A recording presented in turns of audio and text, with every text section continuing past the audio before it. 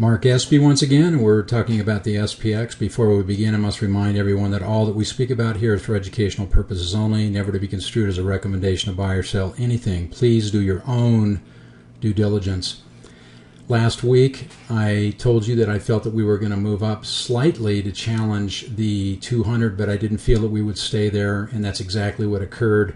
We did have a fairly large bullish candle on Monday, but it was followed up by a spinning top right at the 200 simple moving average, and then it failed and came down with another fairly small range trading day. Then on Thursday, we had a lot of indecision, fairly large wick to the top and the bottom, so the amplitude of the move that day was quite large, but a lot of indecision. And then today, we put in what I would call a hanging man. It's not classic because it's not right at the top of this range, but the message that it is sending is that it rejected lower price levels here, and the bulls won the battle here, but the message that it does send is that the bears have the capability to move it down, and those that are long the position will probably want to begin to take profit. Now, this isn't classic by any means because there is a wick to the upside. In a hanging man, a classic hanging man, you wouldn't want a wick to the upside. You want the wick to the downside to at least be twice that of the real body. So it is a narrow range real body, but we had that little wick. Still, do not ignore the message that it sends. So I believe that it's going to continue to come back down. It's beginning to scare some of the longs out of the position, and I think that we have the momentum to the downside. We have this trend line here, which was a trend line for an inverted head and shoulders, which I pointed out last week. Very symmetrical trend line, and I think it could provide some support on the way down.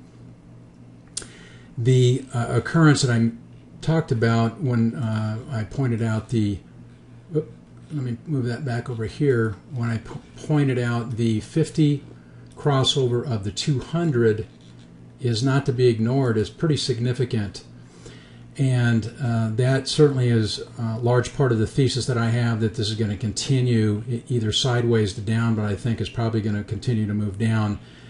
It could challenge here the 50 as well as this trend line, which is going to be about 1080 in that neighborhood. If it breaks below there, then you're going to go to the swing low here in mid-July, and that's at about 1055. And then the area of 1010, 1011, which was put in early in July.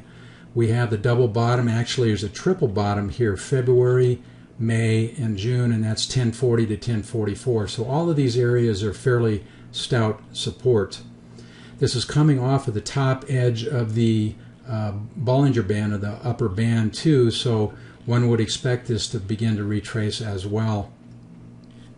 We take a look at the stochastics, and it's been residing in the overbought area, but we did get a crossover here, and it has just come down out of the overbought area, so I believe it's going to continue this way, and it looks like the MACD wants to do the same. If for some odd reason it does come back up here, and I would say the probability of that happening is very small, you need to take a look at the swing high here that occurred in June, and that's about 1135, and then we have a swing high from May put in at about 1175, and then we have the top here in April at 1220. So to summarize, my feeling on this is that the 200 held. I think it will continue to hold. The candle, especially it was put in today, I think bodes for continued move down. Might stall a bit here at this trend line and the 50. If it breaks through there, then we're coming down here to about 1055. Okay, we're going to move over and take a look at the comp Q.